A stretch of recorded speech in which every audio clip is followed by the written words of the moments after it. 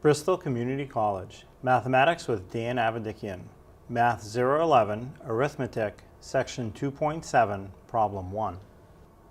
This is Section 2.7, Problem 1. It says find the least common multiple of the numbers 12 and 16.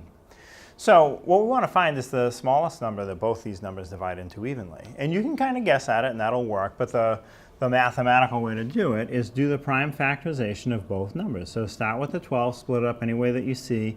I can see 2 times 6, so you can start with 3 times 4. The 2 is done, but the 6 will split into 2 times 3. So for the 12, I have 2 to the second power times 3. You want to use that exponential notation when you have a repeated prime. And then do the prime factorization of 16. So for 16, you can either go 4 times 4 or 2 times 8. It's going to come out the same in the end. And then both 4s can be split again into 2 times 2.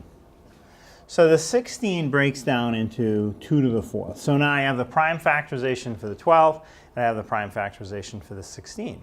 Now what I want to do is look at both prime factorizations and make a list of any prime that appears in either one. So I have 2 and 3, and that's it. Now look for the exponents. Where I have an exponent, I want to choose the larger exponent. For the 2, I have second power, fourth power. Fourth power is bigger, so I take the fourth power. For the 3, I have only first power, so I'll just leave it.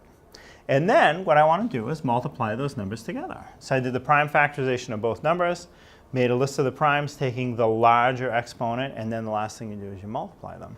So 2 to the 4th, I can see here, gets me back to 16. It winds up being 16 times 3. And I can do that without writing it out. It's 48.